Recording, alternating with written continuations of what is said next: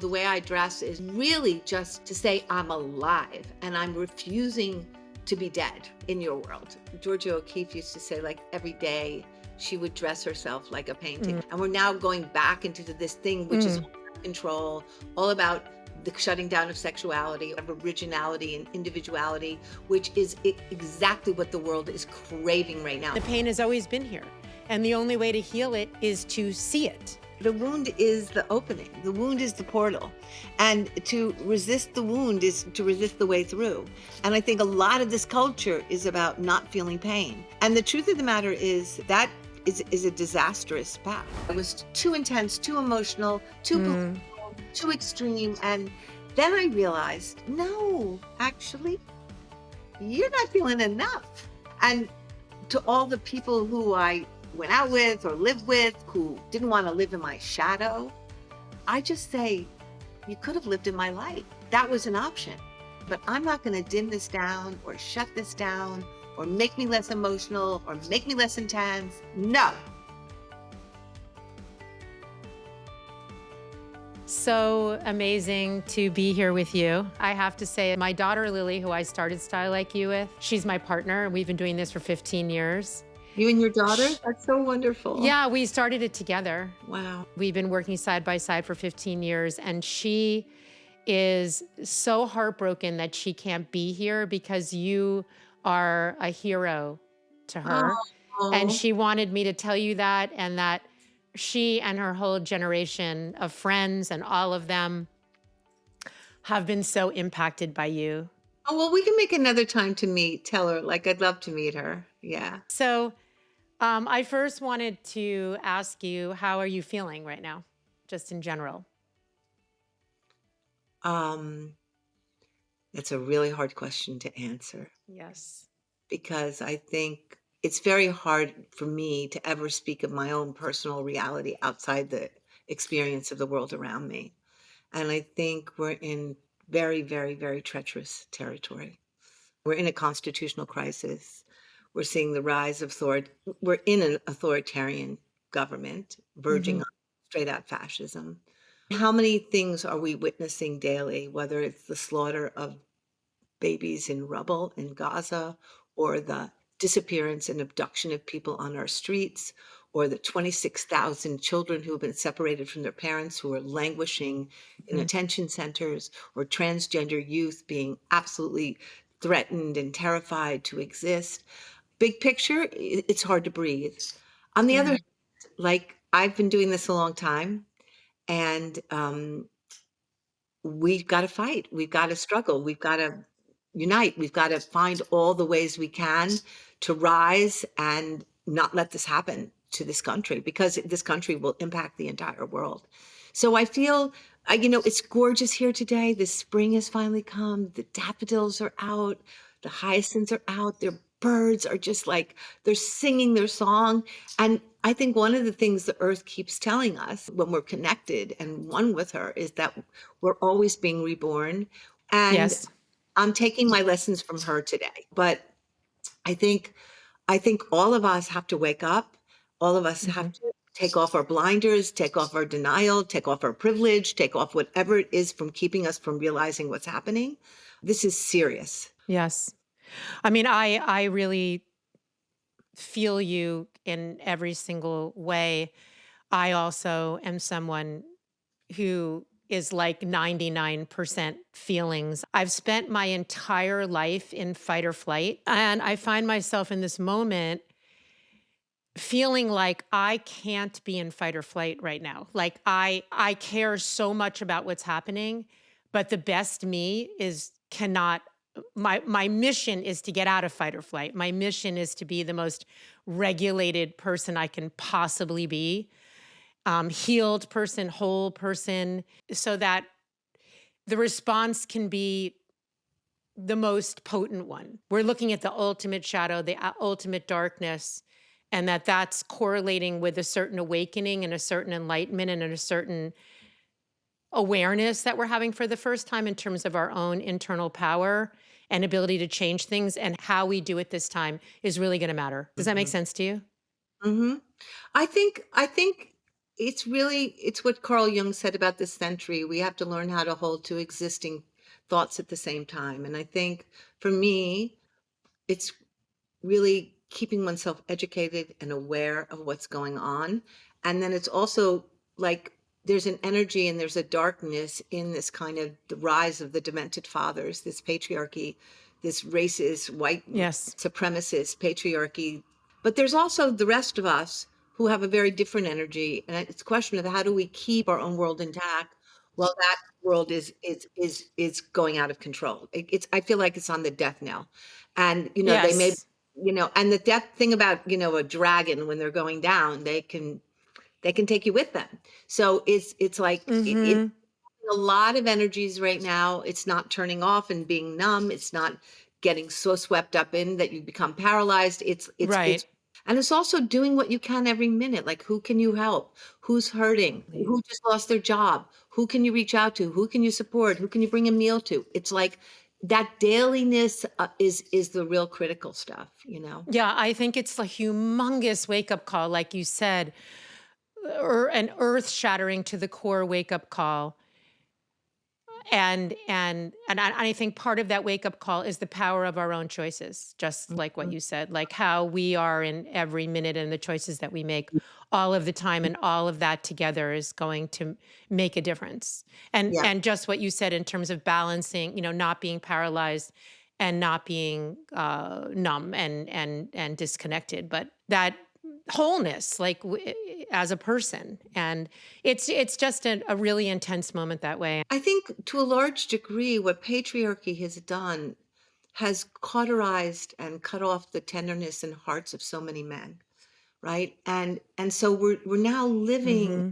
very unempathetic reality. It's very cruel. And I think part of what this reckoning is about is like, how do we understand and see how many men particularly have in the story of patriarchy have been dislocated from their heart, from the part of them that was humiliated, from the part of them that was shamed, from the part of them that was bullied, from the part of them that was put down. Because what's happening now is that's being acted out upon us rather Right. than those particular people feeling actually what was done to them. And I think so much of what I'm thinking about lately is how do we keep manifesting the opposite, the compassionate, Exactly. recognition of the tender, the care, not moving quickly and breaking things, but moving slowly and honoring things. Like, let's build the world that's so beautiful over here that everybody decides, oh, this is much nicer. I want to be in this world. Yeah. We're moving into an era of understanding the energy inside, the love inside, the power of that. And they have no understanding of that. They're cut off from all inner power Yeah, source and love. They have no connection to that. Our whole society has been built on us being dim and shut down and not aligned and beige and submission. yeah, yeah, exactly. While there is so much to be incredibly worried and freaked out about, I think the best response is to be aware, but also understand that we all have so much power inside of ourselves every minute of every day to make a gigantic difference in doing exactly what you said. Yeah. And fierce and angry and grieving, Yeah, all all of things. it. Yeah. Yeah. And speaking of the beige society, that's been part of the fascism that we've been fighting against for the last 15 years because it's an example of it. Can you tell me about what you're wearing right now and a little bit about your style, what it says about you? It really depends on what mood I'm in because, I'm in my office and I come here to write. And some days I feel I have to dress up to write. I have to get myself like I'm going to a job. Like, so I Hmm. get out of whatever frame of mind I was, at the beginning. And I think today I was feeling I love this tie that my brilliant friend Suzanne Dahim, who's an Iranian, one of the greatest Iranian singers, but she also happens to be an amazing Iranian jewelry maker. I put it on when I feel like I want to be upright, when I want to be like focused. Sometimes I think what you were talking about beige, like I think color just I just love color. I love color so much. My house is really all the shades. It's all vagina shades, like from deep pinks to dark pinks to light pinks to, because pink is such an incredibly healing color, and I'm not talking about Barbie pink, I'm talking about vagina pink, which I think is a different kind, Mhm. which reminds me of the '60s, which reminds me of fighting and struggling, Mm. sex, drugs, and rock and roll, and I was really feeling the need to go back and remind myself today, just like what the power of art and how we Mhm. really need to begin to create art and energy that is speaking exactly what we're talking about, that speaks to the world we want, to bring in the world we want, and Mhm. also confronts this world with our art and does both. So I think that was on my mind. Yeah, I love that, and I'm also a product of that. We are products of the same place, and it's just such a part of me, and I completely get it. And when I ask the question about style and clothing, it's actually making the point of how meaningful it is, that it's not a superficial decision, because freedom of expression from the inside out is extremely important. And I saw the coming of the fascism when 15 years ago, very clearly in the fashion industry. I couldn't work and stay in it anymore because of the control that it was having on our brains to conform and wear the same things so that the billionaires can make more trillions by exploiting our insecurities and making us hate ourselves based on age, race, sex, gender, ability, everything. I mean, I always love what Georgia O'Keeffe used to say, like every day she would dress herself like a painting, like Mm, it I was a work know. of art. And I think the notion of uniformity, like the idea that the president is now saying everybody has to wear a tie and a jacket and women have to wear, and we're now going back into this thing which is Mm, all about control, all about the shutting down of sexuality, all about the shutting down of originality and individuality, which is exactly what the world is craving right now. I mean, I was just looking at a little tulip that had blossomed next to another tulip that had blossomed. And they were completely different. And yet they were growing in the same. right. And I think one of the beautiful things about Earth is just like the magnificent diversity that is constantly coming up, and how we need that diversity. Diversity is beauty. Diversity, it engages our mind, it engages our memory, it engages everything. And when you get into uniformity, we're moving towards that fascistic, that really patriarchal, that control modality. Hmm. I was reading something the other day that they're starting to legislate masturbation again. I mean, it's always sexuality. It's always sexuality they come for, right? Because sexuality is our life force. Sexuality is the deepest expression of ourselves and our creativity, and that's why they always get rid of artists first, and that's why they always get rid of creativity. Hmm. And I think sometimes the way I dress is really just to say I'm alive and I'm refusing to be dead in your world. You're not taking away my freedom, you're not taking away my life force, you're not taking away my joy, you're not taking away my sexuality. It literally, clothing and has literally saved my life, because it was the thing that I could say from the very beginning, both to my within my smaller familial world, but also in the larger world that I was growing up in, is that I'm not going away and you're not going to erase me. Being, a teenager in the 70s, I so distinctly remember I wouldn't wear a dress. I wouldn't go to prom, or if I went to prom, I was barefoot. Were you wearing like the landlubber bell bottoms, like those? And fry boots. Oh my God. Yeah, and they were unraveled and dragging in on the Always. ground. And I had a purple suede and brown headband like that I wore every day. I never took it off. I just I had one t-shirt, one pair of jeans, and one pair of fry boots, and that was it in my headband. And I was so happy. Me too, me too. And I like taking the denim and rubbing it on the sidewalk to make holes. You weren't spending $300 to have a pair of jeans that was manufactured to make you think that you're a rebel or make Right. you think that you're punk. Yeah. Yeah. It was actually being a rebel and punk and refusing ever to wear anything that wasn't you. I've never been able to do that ever. Me either. Me either. Were you a teenager in the 70s in high school? No, I was a teenager I was born in '53, so I was a teenager in the '60s. Yeah, so we followed you. Yes. We were the little punks like following you. So can you talk a little bit about other memories that you have of being younger and rebelling, feeling different, whether it's through your style or I don't know, expressing yourself in a way that was different or stepping into your identity. Well, I think I went through a period where I was thinking about this morning just about insecurities and what were my insecurities and what have been my insecurities. And look, I grew up in a very violent and a very violent and a very frightening family where I was sexually and physically abused. And so a lot of who I was at the beginning was very desperate, to be honest. I didn't know how to make friends. I was desperate to be liked because I was so unliked in my home. And I think for a very short period, I really tried to cooperate. Like I became a cheerleader. I like did things early on. It didn't last long because I just couldn't do it. To be honest with you, I couldn't be in uniform, right? And I remember like quitting all that and having this very good friend, and basically he was a football player and I was a cheerleader, and within 6 months we were just stoner Mm. so, teenagers going to school, getting high every day, and sitting in the middle of the field and talking about changing our consciousness and stopping, the war in Vietnam, and everything had completely shifted. I think I was always that person pushing the edge. I remember my first year in college. I really didn't want to go to college, but my father, who was just completely dominant, got me into some school, and it was called Beaver College, if you can believe it. It was literally prophetic later in my life, right? I was so outraged to be at this school that I went to dinner.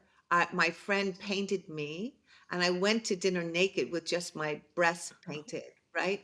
And I remember everyone was dropping trays, and it was my way of saying, like, no, Wow. I am not accepting this world you have, these roles for women that are so oppressive, so not allowing us to become who we're supposed to be. So I remember just those early days of that happening. And then after that, I transferred to a school in Vermont, and I then became just a radical, organizing cafes and these coffee shops where we did poetry readings. And I started a magazine, and I started a feminist group on campus. And like it really began the beginning of my activist life, my political life. And so the origins of your rebellion were coming from this very oppressive family life, and you refused to submit. You Yeah, refused to give it in. was once I realized that I was free and that I was out of the kind of bell jar of my father who had control over me, then from that point on, it was just my life was basically rebellion. It was like, I will never be that. Mm. I will never treat people like that. I will never be within the boundaries of that kind of cruelty and domination. We're living in my father's world, like the world of the demented fathers right now, the world where people believe their opinion's the only one who matters, their thoughts are the only one who matters, their privilege is the only thing that matters. They get to determine how you look, how you dress, how you think. That will never happen for me again this lifetime. That's over. I spent many, many years climbing out of that hole, and I'm not going back in. And I know there's many of us who feel that way. And I think Yeah. they're not really bargaining on that. They don't really understand that when you get your freedom, how much you will fight to keep your freedom. But I think actually clothes and non-clothes. I mean, I went through a period of years where I just didn't wear clothes. I just wanted everything off me. I wanted their world off me. I wanted their oppression off me. Mm. I wanted to just be in my body. I didn't want any determinations on that. And probably I had some exhibitionist streak, or maybe that's their interpretation of it. But it also just really felt like I just wanted to be free. Yeah. And not objectified. I mean, I fully identify and had a very similar experience. And that's why I feel optimistic about this moment, because I don't think there's any turning back. Once people have an understanding of what it is to be free and comfortable in their skin, and all of the most immense and intense progress that we've made, particularly in the last like 15 years or so, I don't think there's any ultimately turning back. Do you know Caroline Miss? Yes. I was listening to her this morning, and she said she quoted Voltaire, who said, "No amount of military force can stop an idea in its time." Hmm. So I knew, for some reason, I wrote it down. I said, "Oh, I know I'm going to want to say this today," because I think that an idea is so much stronger than anything, and ultimately, that idea is just coming from truth. Right. The truth is that when you come into the world, that you are an autonomous, free person, a singular person, that there's no fingerprint the same as someone else. It's my belief that it's through the sharing of story, the sharing of our, radical honesty and the things that connect us and bring us together are, and when all that comes together, it's a tsunami. That's the kind of strength we need right now. Hmm. Hmm. Like such fierce self-love. I don't know. For me, I think for me, it's collective love. I think we've spent a lot of time in this country worrying about the self. And I have to say, I'm less and less interested in it.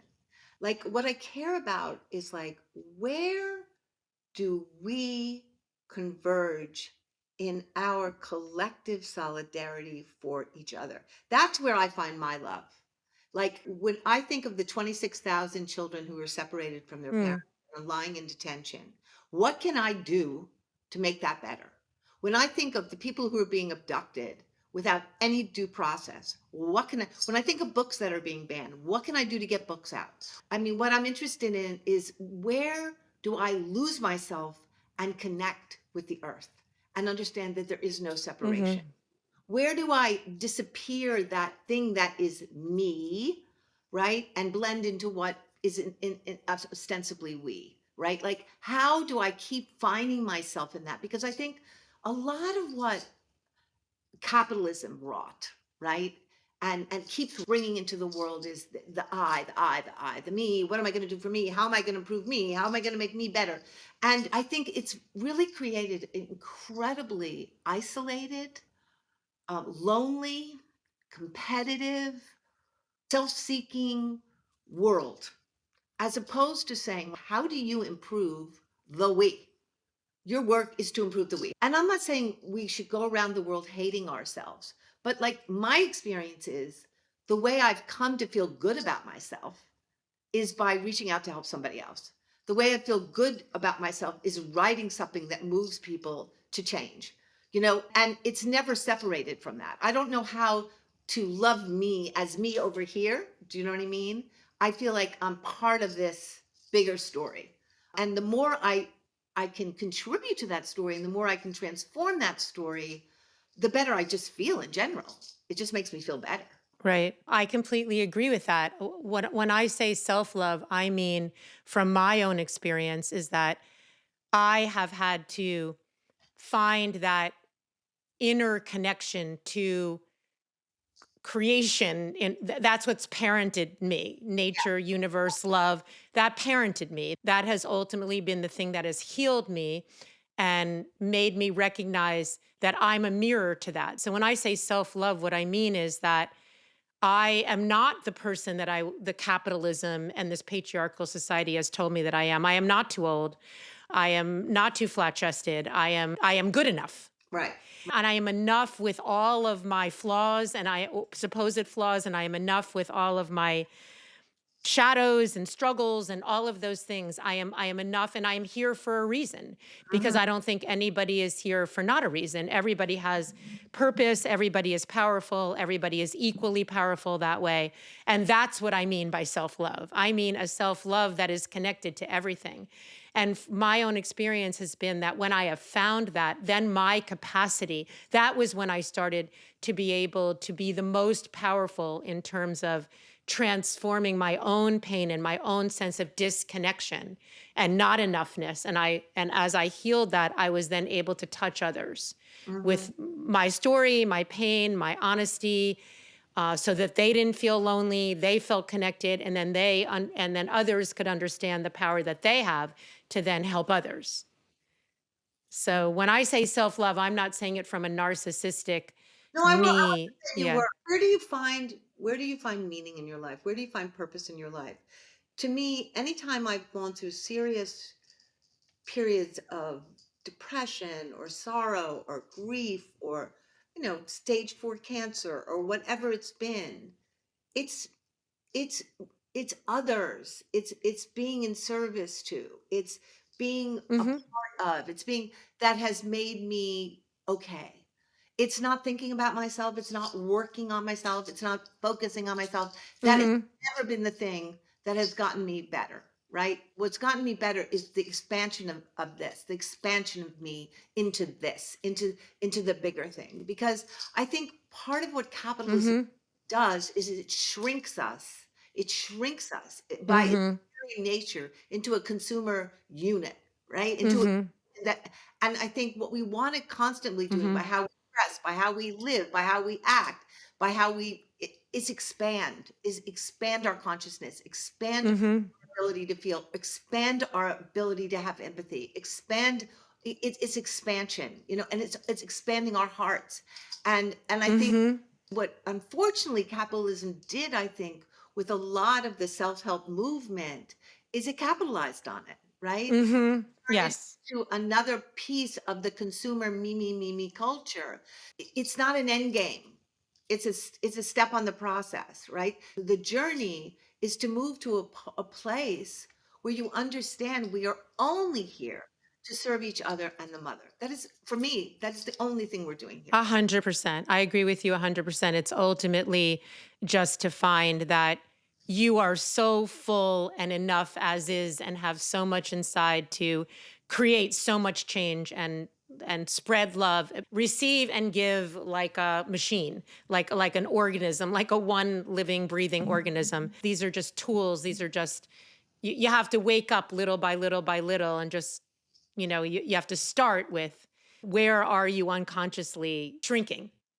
And I also think, I just finished a new piece on mental health. I was commissioned by the National Mental Health Alliance. And one of the things I really thought a lot about is there's all these different characters I've been writing and thinking about with different so-called disorders or designated disorders.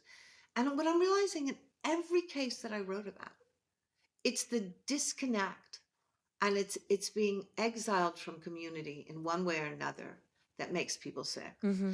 And even Yes. when people have biological medical disorders, you will see in the people who are part of community and working a community, they are living completely different lives than people who are isolated. So much of what makes us unwell is our feeling of being exiled, our feeling of being alone, a feeling of like that we don't matter to anyone, that no one's thinking about us, that no Hmm. one's in their hearts, that nobody wakes up in the morning and thinks, how's that person doing? Right? I agree with that because it's a lie. Yeah. Because the truth is we're completely connected and that's why it makes us mentally unwell because we are completely connected to everything and everyone. The tulip, the person walking down the street, Exactly. we're completely connected. That is the truth. And so it's a shutdown in our internal system. Our internal system needs to feel that connection to everything because that is truth. And that is health. That is mental and physical health. So, was there a thing that you once felt shame around that when you embraced it, it became a power? I think there's a couple things. I think because I was so beaten and so tortured and so degraded and put down, I had very low self-esteem and not much self-worth, right?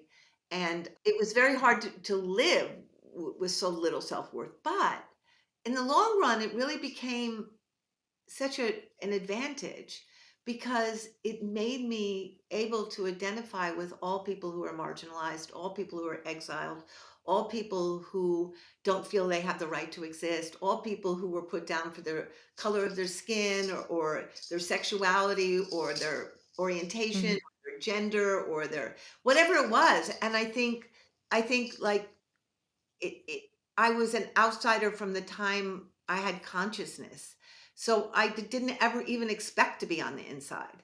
And I built a home on the outside, right? I set up shop there and I like it there.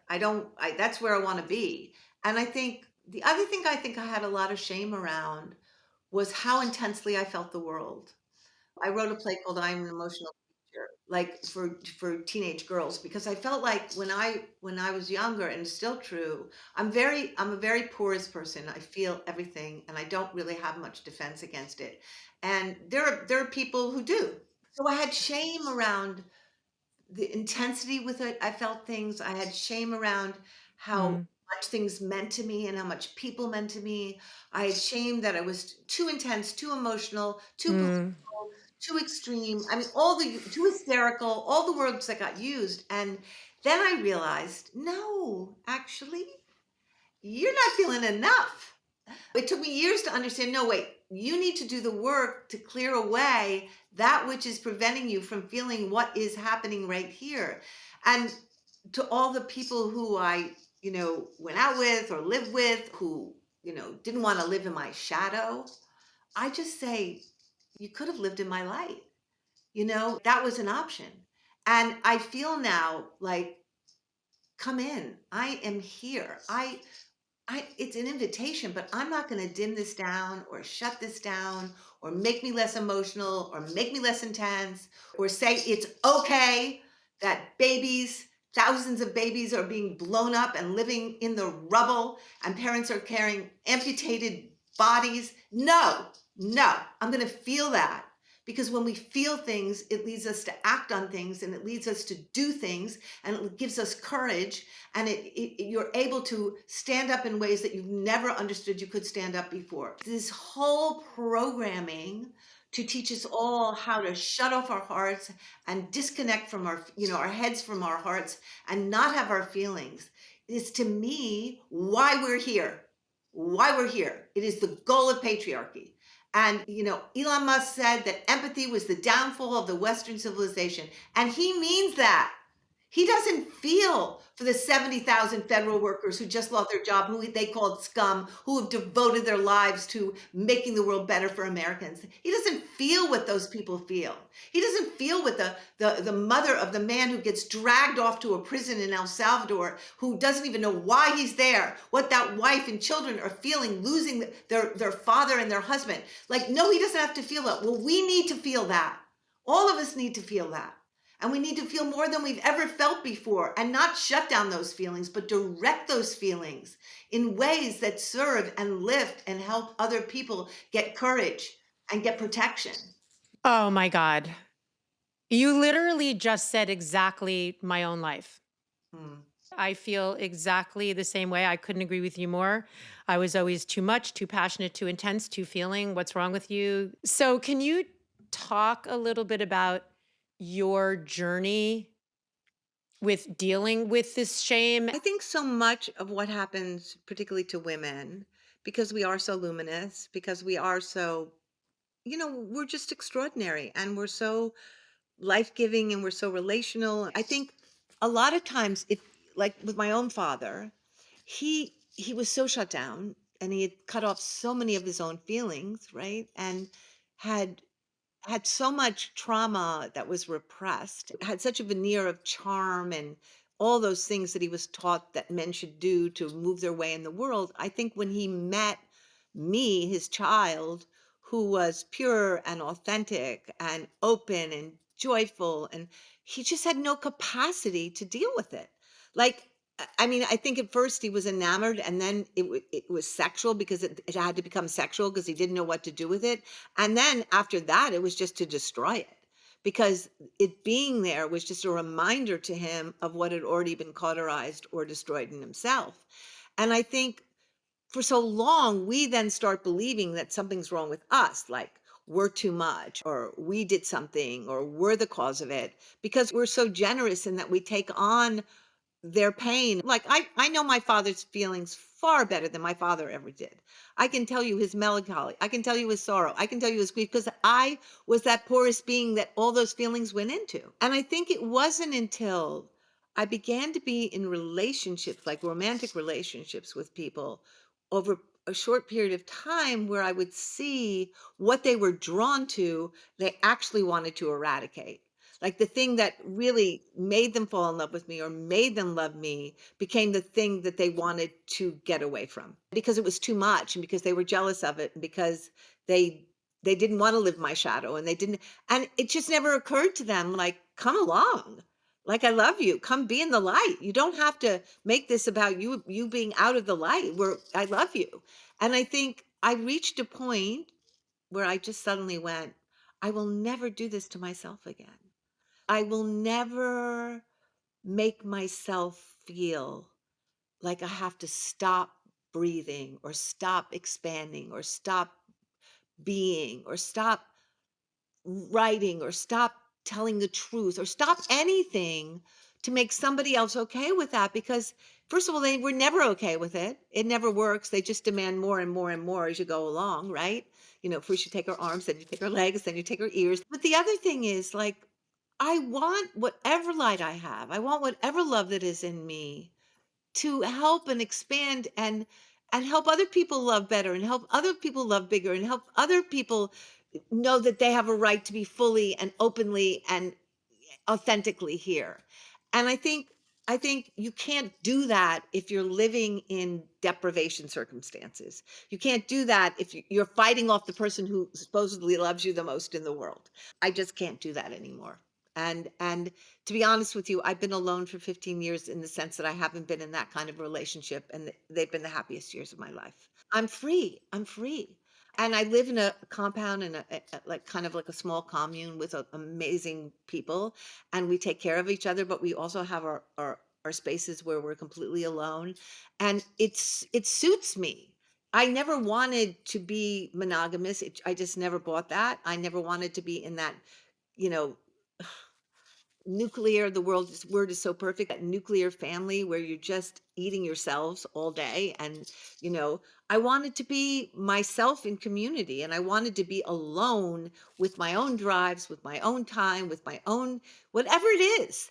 And I actually think even couples who have separate spaces are much happier than people who live on top of each other because we need our time to grow. We need our time in solitude to reflect and imagine and take in and process and change, right? Hmm. And just for people so that that would want understanding or help to become empowered, similar circumstances where you were so controlled and dominated and abused, and then you slowly, Mhm. shed and stepped out of the shame and into yourself. You never get there quickly, and it takes a lot of work. First of all, I had to get sober. So that was a long time because I was really had a problem with drug and alcohol.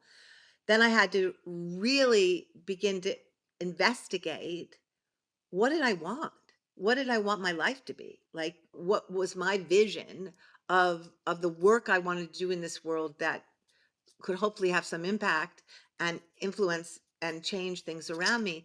But then I had to really do work on my own trauma. I was in incest groups, I was in trauma groups, I did body work, I did dance work, I did every kind of thing to liberate myself from the tyranny of my own self-hatred because it was deep. It was deep. And I was so bored with myself. I was so bored with my self-hatred. I was so bored with the way Mm.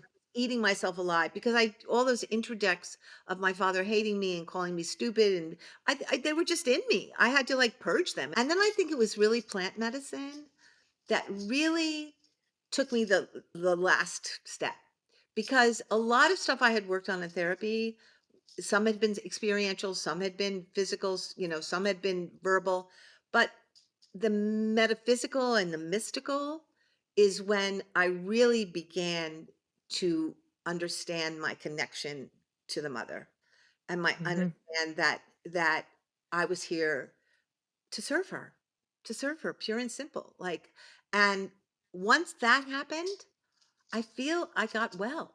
I got well Mhm.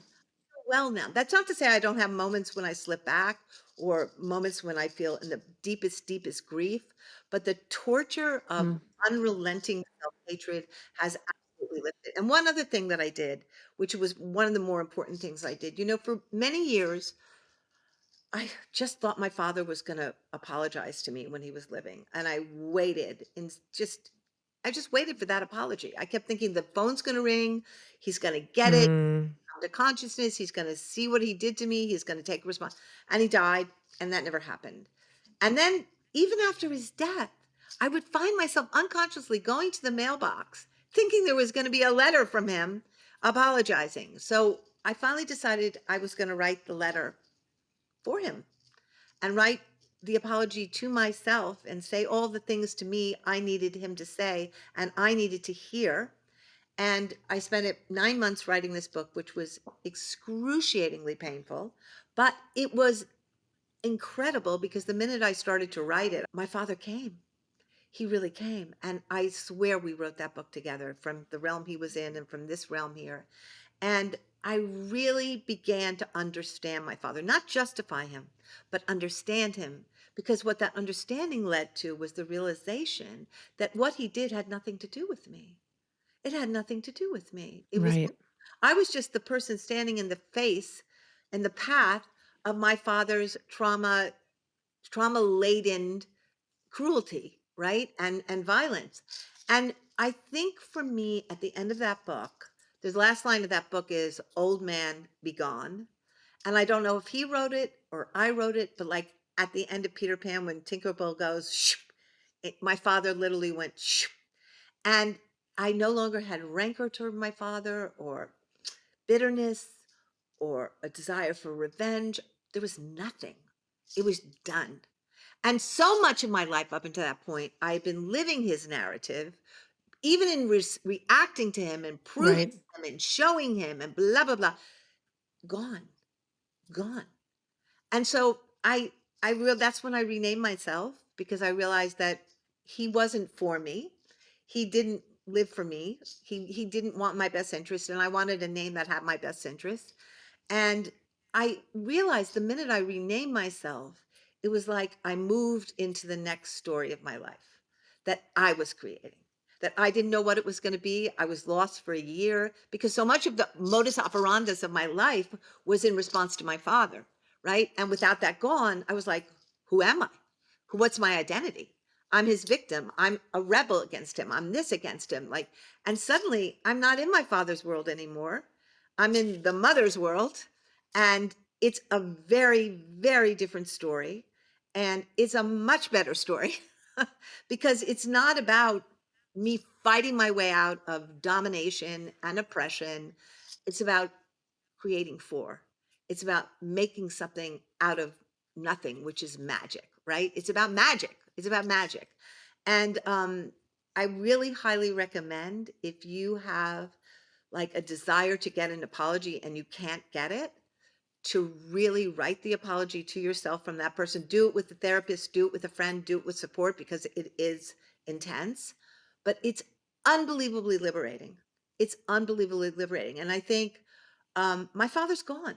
My father's gone. My mother's gone. My family's gone, to be honest with you. Like, I only wish them well. I send them the greatest vibration. But now we're here. And this is what's happening now. And um, it means being willing to let go of your identity as a victim. It means being Mm-hmm. willing to let Mm-hmm. go of your identity as a reaction to, and it means being willing to be the creator of your own destiny and your own story, right? Wow. Wow. It was a rebirth. Hmm. It's a metaphor for everything, including the world we're in right now. It's mythological. It's the hero's journey. It's everything. If we all could understand that the pain that's been inflicted on us has nothing to do with us, and to stop feeling like you need permission, you have to keep fighting for love, you have to keep fighting to be seen, that you are everything already, then you can let go. Then you're in your power. Then you can flow. Then you can co-create. Yep. Yep. It's really what I meant at the beginning about how we need to be right now. The transformation and the change that we're in right now, which is so radical, is that We are responsible for our own lives. We co-create. It's not what happens to us. It's it's it's that we have the ability to change things based on our response. And people need resources for that. And people need support for that because everybody doesn't have the resources to do it. Part of what all of us have to be thinking about is how do we get Yes. resources to people who are unresources and get love to people and get care to people who need to take those journeys. But yes, I think part of it is our imaginations. Like this phase of my life, every day I wake up and I'm not in that world anymore. So this is an imagined day. This is an imagined day that I never got to live before, that is unfamiliar, that is in my hands to invent. And some days that's daunting. Some days that feels like, yikes, I don't know if I'm up for that. And so I don't do much. Some days I feel really up for it.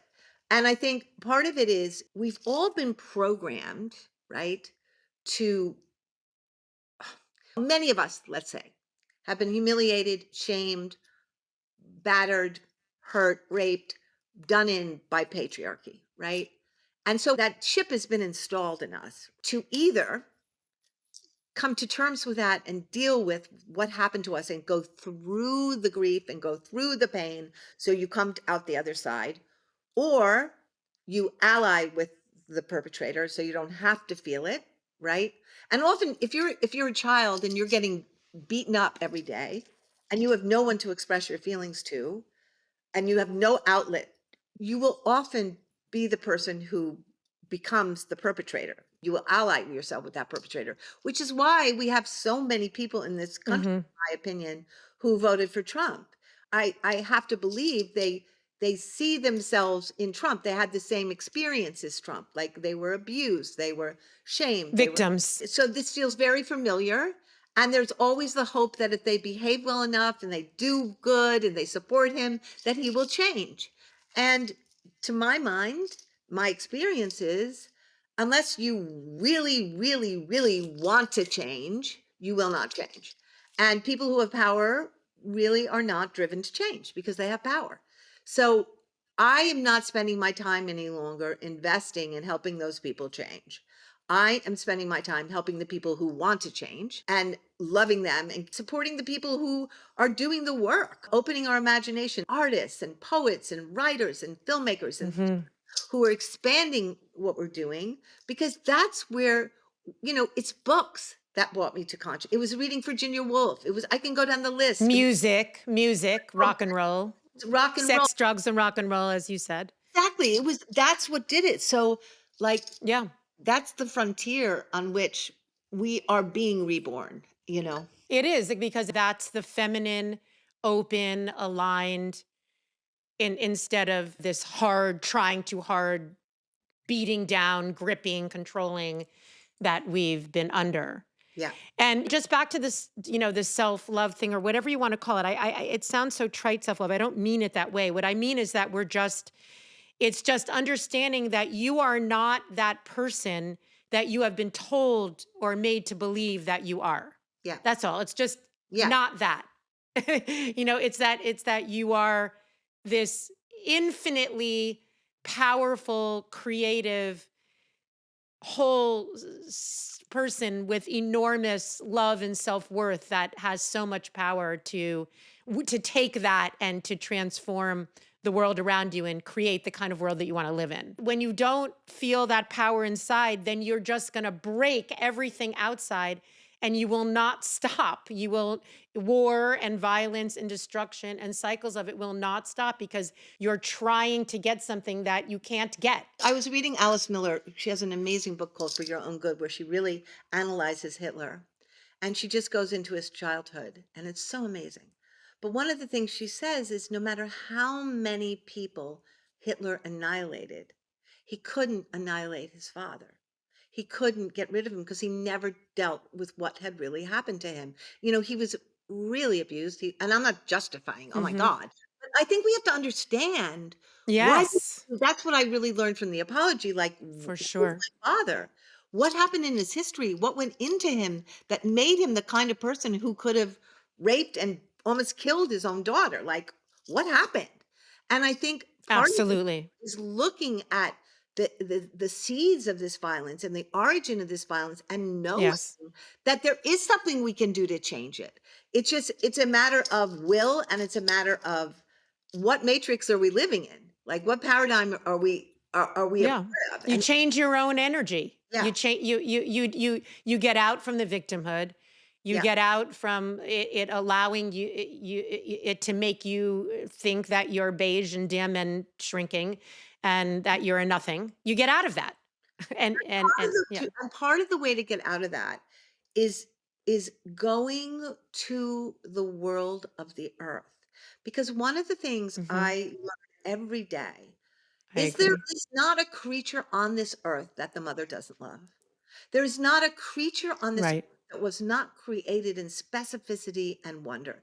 Everything, everyone absolutely belongs to her and was created for a purpose to keep the whole story, to keep the whole ecosystem alive. And when you start to realize that, you realize you're part of that ecosystem. So that every single thing about you is exactly the way it's supposed to be before you got damaged. So the work is to get back to who you were before the damage so that you don't have to Exactly. grow like this. You don't have to slump. You don't have to bend over, but that you can reach out. You can reach towards the sun. You can reach towards the trees. You can reach towards the sky. You can become the person you were meant to be. Who were the witches? Exactly. The witches were the first ecologists on the planet. They were the most connected to the earth. All the natural remedies, they knew the herbs because they were one with her. And so they could heal people. And I still don't understand where it all went wrong. One of my great explorations historically, like what was the moment? But I do know Mhm. that since that point, they have done everything in their power to mute us, to shut us down, to Money. yeah, I don't know. Was it money? I don't know. It's a theory. Yeah. There are many theories, right? It was agriculture was a theory. You know what I mean? There are many theories, but whatever distortion and mutation got into the Mm. to remove it. I mean, patriarchy is only like 17,000 years old. There was a time before it, and there will be a time after it. And that's up to us to determine if we're lucky. If this period we're in right now, this what I can only say is like peak demented father patriarchy. Like we're at the peak Mhm. right now. Yeah. And Yeah. this could take us out. Or it could be the opening, literally, for the new world of the mother to be born. Completely, and that's where I feel we are, and I feel like that is what's going to win ultimately because its power is much greater. Its power is much greater. Yeah, That because it is the thing that we are all born out of. yeah, Every single solitary thing, including Hitler and Donald Trump and everything, has come out of this universe, this quantum field, this intelligence of love, yeah. like whatever you want to call it. It is love. I mean, that everything has come out of it. And so we're being faced right now with this polar opposite moment because we are moving into a new era. Yeah. And the old, as you said, the dragons are the dragons. So how we respond right now is really critical. And it's very important that we, at least that's how I feel for myself, that I'm not in dysregulation, fight or flight, like I've spent my whole life, where I burn out and and I'm less effective. I want my aspiration is to be a tuning fork, is to be in my highest place so that I can have the most impact Mhm. and not to be attached to external validation and all of these other things that, how many likes did a reel get and how many, whatever the fuck, like to be in this place of like, what is really needed of me and to really be intuitive about that and to be able to feel that and to be in my strongest place with that. I think it starts Yeah. with that. It's like really examining all the places where the father's operating in your life, the oppressive patriarchal father, like seeking approval, like wanting to be recognized, wanting this, wanting that, wanting like what is that? What is that? Right. Like if I were me, my life would be is becoming such a different life, right? It's such a different life than the life that was determined for me or tried to be determined for me by those forces. And every time you resist, every time you listen to your heart and listen to that intuition and your own intelligence, your intelligence and your emotional intelligence, which by the way are equally important, right? Every time Yes. you listen to that, something happens where you move a step further and you help everybody else move a step further because they see your courage to do that. Absolutely. 100,000 trillion percent. Every little step into your intuitive, you've got it all. Like, what is you? Who are you? What are you doing here? You are here to be big. Everyone, every single person Yep. has that same exact power. The tulip, the dog, Yep. us, the same. That's the only thing that makes sense. No, because the thing about it is when people say the mother wants us gone, I go, no, she doesn't. The mother created us. Why would she want her creations It to? doesn't end. No, the mother wants us to Absolutely. wake up. And look, if you don't live in a place where you're connected to nature, there are all kinds of things you can do. Find your tree in a park.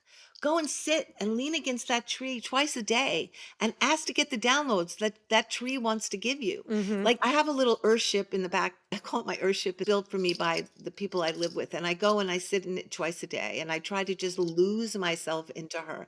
Just like, let me become this. Let me know you. Let me serve you. Let me be bigger than this. Let me be part of this. And I think if you have that yearning, which is a mystical yearning, right? Things began to change in your life. They just begin to change. And when you just understand that you don't have to keep killing yourself and doing more and trying harder, you already are all of it. Yeah. In a Yeah. way, the more connected you are to whatever spiritual force you believe in, right? For me, it's the mother. The more connected you are, the more inside that force, the less you have to do. The less Right. you have to do. You've got it all. You've got all the magnetism and all the power and all the intelligence and intuition. It's all there. And this is a wake up call to everybody. And I think, I do believe that we will overcome. But it's, I mean, obviously there's a tremendous amount of pain, but the pain, we need to see it. This is all happening. The prison in El Salvador has been there. Now we're all talking about it. And there's congressional committees going down there. Yeah. So we have to see it. The pain is here and the pain has always been here. And the only way to heal it is to see it. And feel it and go through it. The wound is the opening. The wound is the portal. And to resist the wound is to resist the way through. And I think a lot of this culture is about not feeling pain. And Happy hour. yeah, happy hour, pharmaceuticals, Right. just shut it down, don't feel. And the truth of the matter is that that is a disastrous path. The only path I know that is to freedom is the path through the pain. And you need Yeah. support for that, and you need resources for that, and you need friends for that, but that is the only way I know, you know? I agree 100%. So when do you feel the most vulnerable? When I'm helpless, when I can't stop, the war in Gaza, when I can't stop, the children from being separated from their parents, when I can't stop what's happening in Afghanistan to women who I've known for years who have just all lost just about every single human right they have had. I spent a lot of time in Congo when the M23 invades Bukavu and takes over and City of Joy gets threatened. That those feelings of powerlessness in the moment, I feel very vulnerable. But I also feel that I'm always vulnerable. Mm, Who's not vulnerable? right. Anything can happen at any moment. Like if you really are awake, you just live in a permanent state of vulnerability, like and insecurity, and that's okay. I wrote a book years ago called Insecure at Last, and I really feel that. I feel I'm insecure at last. Like I know I'm insecure. My panacea is not security. My dream is not to be secure. My dream is to be as loving and caring and in service as I possibly can be. Security's gone. That is an illusion. We don't know when we're going to die. A family goes up in a helicopter on a holiday and they're gone. Like there's no security. Like every single minute is up for grabs. So don't make that the thing you're seeking. Don't put fences around your house and get so much money that you think you're going to be secure. You're not. You're not. It's an illusion. And have a different dream. Have a bigger dream. Security is a very, very finite dream. You The know, reality is that this is temporary and fragile. Yep, exactly. And every day is so precious. Exactly. When do you feel the most beautiful? Well, for sex, during sex, after sex. I feel beautiful when I'm doing like when I'm in the Congo and I'm dancing with my sisters at the City of Joy. I feel beautiful when I'm dancing. I love dancing more than anything in the world. I feel beautiful when I'm hugging a tree, laying on the ground, swimming in the ocean. Just anytime I'm connected to the natural world, I feel beautiful. And I feel beautiful when my friends love me and see the best in me, and vice versa. Mhm. To receive, receiving, Also giving out and being able to and giving out. see the best in people, just to see what is there that they can't see in themselves that you can see. And as their friend, you can keep honing for them, and you can keep imagining for them as they move towards the best parts of themselves. That's what friendship is. We have a mirror of like, look who you could be, and I'm going to hold this for you. And I'm going to keep this up so you can keep going towards it. Yeah, in all relationships. I mean, I've been actually almost married for 40 years. It's the biggest, most intense petri dish of self-awareness that I've ever, it's every single trigger, every single thing I've had to heal inside myself and vice versa with him. Like if you ever want to be in a relationship that long, you have to do that or you will not be happy. Yeah.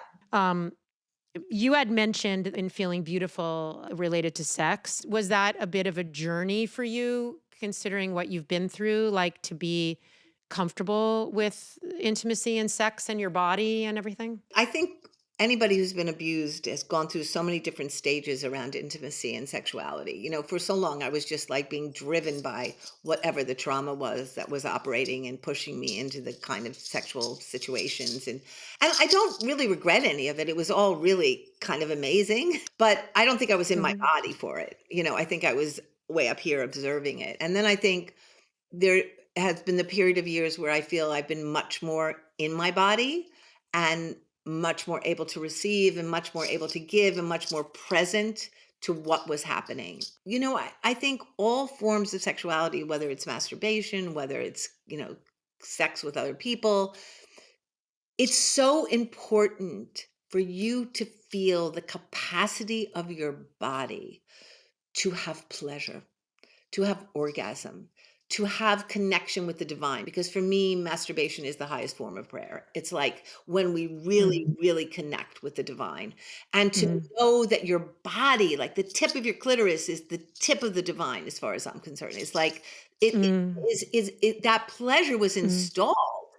That ability to have pleasure was installed for a reason, just like plants are medicine. They're here. And I think it is so important, even if you're not having sex with other people, to constantly be pleasuring yourself and to constantly know what pleasure is, because it sweetens your life. It sweetens your life. It makes it bearable. It makes it yummy. It makes it possible. And I think I'm at a point in my life now where I so appreciate pleasure. I sometimes walk around where I live in this beautiful place, and the sun and the light and the water moves through everything, and I just feel so happy that I get to Mm. be in this beauty for me, which is synonymous with pleasure. So yeah. You've made that happen.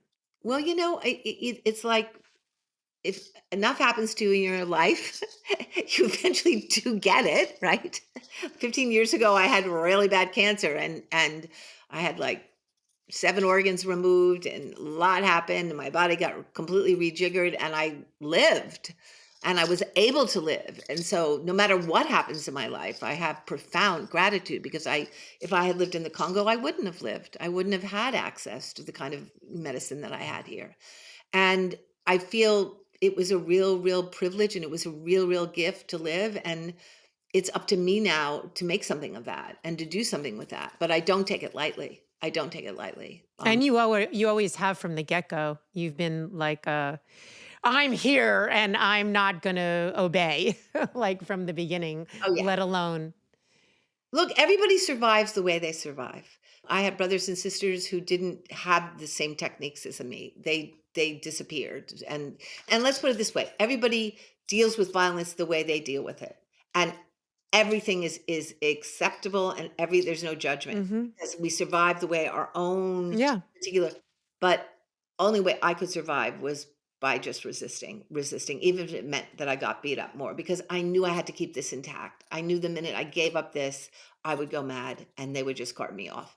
That's how I survive. But I don't know if it makes me anything more than just the tactics of survival of this particular instrument. Yes, I love that you are in this stage of your life and so loving your body sexually, masturbation, pleasure, that is such a myth. That is such a fucking patriarchal bullshit myth that, aging and getting older takes any of that away. I can say for myself, it does not. And I think it's amazing for other people to hear you say that, because I think ageism is one of the heinous parts of patriarchy. And as the years go by for me, and I feel like I'm blooming, I'm just starting, I'm doing what the 15-year-old couldn't do. Our audience is Gen Z and millennials mostly, and they love older women the most because they're so afraid and spend so much of their life incredibly preoccupied and afraid of aging and trying to prevent it and trying to get away from it and trying to avoid it like everything else. They try to get us on both ends. When you're young and you're hot and you're beautiful and you're multi-alive, they shut you down. And when you're at the end, when you're wise and who you are and you're And cool and like, and yeah. they try to shut you down. So it's our job to just say, no, no. Aging to me is just really finally being comfortable in what you believe, in what you do, in your body, in who you are, and Mhm. being aware of the bigger picture that you're a part of. When you're younger, you're so inside it, you can't see that your happiness is embedded in the collective happiness. It is not outside it. You can pretend you're happy, but Right. you can see people being slaughtered on your phone and go to sleep and be okay, then it means something has become so disconnected in you that you're verging on something else. So part of it is just this period of my life is the most incredible period of my life. So many people die Yeah. before their time or die of diseases or get hit by cars, or like, if you get to be in your 70s and 80s and 90s, get down on your knees and be grateful. Like, this is a gift. Look, I was supposed to be dead 15 years ago. I had stage 3/4 cancer. I was gone. Wow. So this is cherry on, icing on the cake. Like, I wasn't supposed to get this stuff. Wow. Yeah. Wow. Yeah. Lead the revolution. Like, go for it when Yeah. you're in your 70s, 80s, 90s. Like, you What be do you the have to ones do? What do you have to taking us to the next place, Yeah. And what does self acceptance mean to you? I don't know that I think about that so much right now. I think more about, I don't, you know what? I made a joke the other day, like, I'm down to a letter and soon I'll be nothing. Like, I feel like I'm interested in the disappearance of a lot of what I used to care about. Mm. Whether I accept myself or don't accept myself, I don't know. It's just not what I'm thinking Mm. about. Do you know what I mean? It's like insecurity. Like you It's don't, you accept yourself sometimes, you don't other times, like you're yeah, yeah. insecure. All, Sometimes, yeah. sometimes you say that was a stupid thing to do, and why'd you do that? But like, again, I go back to, like, how do we have mercy on ourselves is the biggest question. Where do we find mercy? Mercy is one of my favorite words. It's like, Mm. you have compassion for that which is holy in you, right? And I think, I think a lot of the work I'm doing lately in the world and myself, and it's just mercy. Like, where does Mm. mercy come from? How do you have mercy? How do you see somebody do something that was really painful or really bad and find a way to see what they were doing? And sometimes you can't. And sometimes you can't. And sometimes people make political decisions that I just can't. No, I can't be with you. Mm. You've made a decision that makes me on a different course than you, and I can't travel with you anymore. And that's just a fact. I can't. That is a conflict right now. That's a big one. It is, and I can't pretend I can do that. I can't. You know, Me neither. I just can't, because there's things that you're doing in your path that are destroying people, and I can't be supporting you on that. So, part of it is like, okay, I can feel that love where I won't hurt you, but I think you also have to define What are you mixing with? What are you coming into proximity with that is going to make you sick? That is going to make you feel toxic about the choices you're making. You know what they are, so then you have to decide what you want to do. I think a lot of why people are making those decisions is because to be free means a lot of work. You're going to have to undo a lot of things in your life. You are going to have to face the lies that you're living. Yep. Yep. And that's too much for some people, I guess, in this life or in this moment. It hasn't been something we've been told is important. Like if you bring up a child from the very beginning and you say the work that you're going to do on understanding who you are and how you relate to the world and cleaning up the mess is what you're doing here, then that person's going to be okay with it. They're not going to see it as work. They're going to see it as the point of their existence. A joy to find yourself. And it's how do you strip away enough things that have Mm, covered up the diamond that is in you so that hmm. you can be a loving person? That is all that any of us should be thinking about, period. And whatever's clouding that, be done with and work on and get rid of it. That's exactly it. And the focus does have to be towards largely there's so much work that has to be done for men and boys. And we did a What's Underneath series a year ago on men and masculinity, and we had it was a lot of people were yelling at us for giving them the platform, like someone who almost did a school shooting but didn't, someone Mhm. who committed murder. But like you have to allow everybody to heal. The outsiders have gotten free. Now we gotta everyone's got to get free for us all to be free. I don't know. Yeah, that's a job. Yeah, and people have to want to be free. You can't help people get free who don't want to be free. That's impossible. Right, right. But if enough of us do what we can and help as many people as we can, that's Yeah, it makes a huge difference. It's everything, and it will work. It will work. Your own vibration, your own freedom helps everyone feels that. totally, totally. Yeah. Okay. And last question. Oh, I have so many more questions for you, but I'm not going to do it because it could go on forever. What's your wildest dream? Wow, that is a big question. Um, my wildest dream is really very simple, I think. It's that the veil gets lifted and we come into a new consciousness that is outside of patriarchy, that we dismantle patriarchy, but the way we dismantle it is we create something that is so gorgeous, so collaborative, so harmonious, so inclusive, so about our deepest concern for other, that we know that everyone has a right to be fed and everyone has a right to medical, health, and everybody has a right to a roof over their head, and that we devote ourselves to that with the same gusto that we devote ourselves now to our self-interest.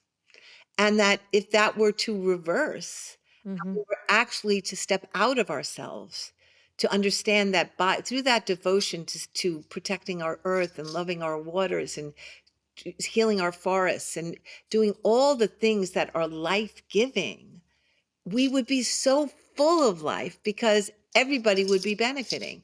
And so I guess that's the dream. It's the dream is that the veil of self tyranny and self involvement and narcissism is lifted and the time of love is born, right? The time of co-creation here, the time of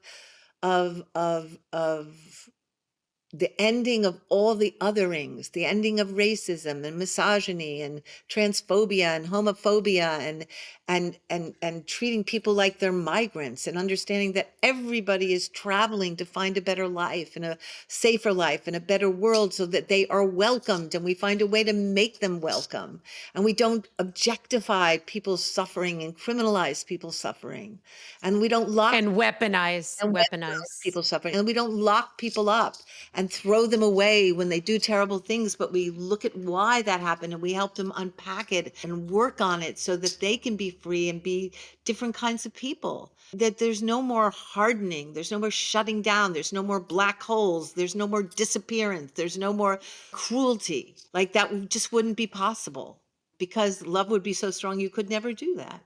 Love is that strong. Right. Because it is what's created everything. And I do think that's what we're supposed to get right now. I do believe it. And it's really intense and it's really amazing and it's really scary and it's really a lot of things. Thank you. That was an incredibly beautiful answer. And I'm really glad I asked that question. And the last one is, what would you say to your younger self about the shame, about the thing that you rejected, that thing that you wanted to put away? How would you undo that if you could undo it right now? Well, what do I always say to teenage girls, right? Is like, you are an emotional creature. You were born to be emotional creatures. And that expansion, that energy that you are bringing into the world is the energy that is going to awaken us to a new consciousness. And I think I would say that, like, what you knew, and it was true, and what you felt was real. Trust what you know. Trust what you see. Don't try to be more like them. Be part of that which is trying to emerge. And also, I would say that one day that loneliness that you felt, that aloneness that you felt, will be catalyzed into what you will come to know as your core. Because your ability to survive that and the fires, like, burned it into something steel. Wow. Thank you so much. Thank you. Thank you so much. You are just, wow, a force of nature.